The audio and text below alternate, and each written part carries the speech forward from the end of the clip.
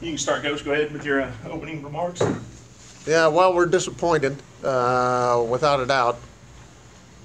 And I thought we played well at times, played really good at times.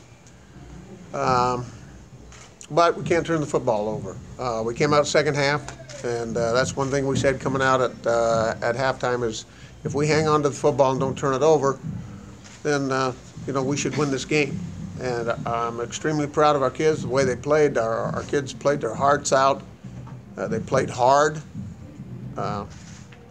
Probably the best that we played together as a team this year. And gave up a couple big plays on defense, doing some things that, Tuskegee's a real good football team. I mean, they've got probably the best personnel in this league. So you have to understand, sometimes we have to gamble and do some things that consequently you'll make some plays, and consequently you might give up a big play or two. And that's what we did. We gave up a big play or two. But again, I'm proud of our guys. They hung in there, continued to fight, and it's about all I can say. But they're a good football team. They deserve a lot of credit. That's why they're in the playoffs most every year, and that's why they're in the championship most every year. So, Coach, talk about some of the high points on offense you saw out of your team that you haven't seen the last few weeks. Yeah, we were again trying to do some things running the ball. We're definitely better at running the ball, and Brett had a nice day today. I don't know, what did you end up with? 6,000 yards. Always feels like it. And we threw it a little bit, but not good enough. We have to continue to work on the throwing game, and as far as taking some heat off of our running game from time to time. Try to do a little bit more bootleg and things like that, but we just have to continue to get better over there. Carl, you had a good game today as well. Talk about the interception and the run back for the touchdown. Oh yeah, that was a good opportunity. Coach Meelan had me doing a lot of different things, gave me a chance to cover some guys in the passing game, got to rush a little bit. So when I got the opportunity to drop back, I mean, it worked out perfectly for me.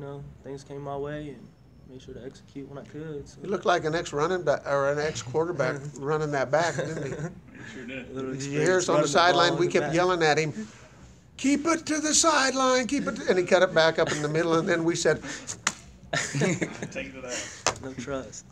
"Go, attaboy, attaboy." We gave him an attaboy. Oh, man. That was all coaching. Yeah, that was all coaching. You had a good hit there, made the crowd ooh and ah a little bit. What was the defensive call there? And talk about that for a second.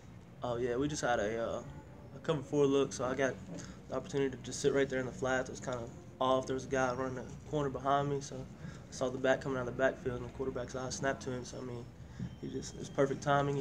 Things just were there. I mean, got the opportunity to meet him as soon as he caught the ball. Makes things easy for me when they're not trying to make a move. So. Coach, offensively, you guys can score with anybody in the conference. And defensively, you guys were flying all over the field today, making some big hits. What do you think that you need to do to turn the corner to get back to the top of the SIAC? Well, we've got to get another recruiting class in here. Is the biggest thing that we have to do. Right now, you have 4 seniors that are playing on this football team. So all of these people are coming back, which is a good thing, which is a bad thing, okay, in 2 different ways, because we have to recruit over and above some of the guys that are coming back, and that's just a cruel, hard fact, what we have to get done to become a championship caliber football team. So we're going to go down to Louisiana and get a couple more like this guy. So it starts with the recruiting. Yeah. And we have to continue. We just have to become, we need a few more playmakers, to be honest with you. Guys that are going to make big plays. And so that's recruiting again. So that to me is the biggest thing. These guys are playing, they're trying to give you everything that they can give you. Good athletes are good tacklers. So we have to go out and recruit more good guys like this that are good athletes, that are good tacklers and good football players. So it starts there, and then we just have to build on in what we have here now, because we've got a lot of good here, and everybody coming back is like I said, it's a positive and it's a little bit of a negative. But what's your recruiting pitch when you tell them about Kentucky State? What are some of the things that you say to get recruits to come in? Well, again, what we try to do is, and the only way for us to get like out-of-state kids is a little bit different than in-state kids. So if you're an out-of-state kid, you know, it's $26,000 to go to school here, which is very expensive. They can stay at home, you know. So what we have to be able to do is to combine academic money. So first thing we do is, if you're a 2.2, we'll never talk to you. And you might be the greatest athlete at the school, but we'll never talk to you. He's a 3.5 and he's terrible, we'll talk to him. So it starts there. So you have to have guys that are good academics, or you can't give them enough money for them to come school here and make it worthwhile. So that's with the out-of-state guy. The in-state guys, it's a little bit more, a little easier for us to go recruit those guys. But again, you're looking for the academic kid that can, that you can bolster with athletic money so he can make ends meet and get an education. So it all starts right there, and then we try to sell the things that we have. You know, our tradition being an HBCU and all of those things, and that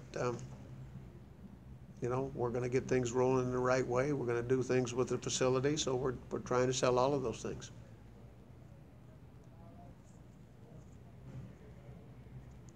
Other questions? So talk about your play today. How did you feel? Are you feeling 100%? A couple weeks ago when we talked, you were about 85%, but you still had over 100 yards on the ground. Today, where were you at?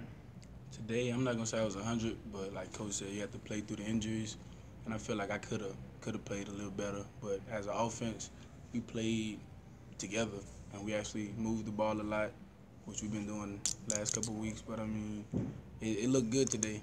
Is we got to put some stuff together to put some drives, to actually finish some drives. That's the only thing we fell apart on today. If we could have finished a couple more of those, maybe we'll be cheering right now. But I mean, it's a hard loss.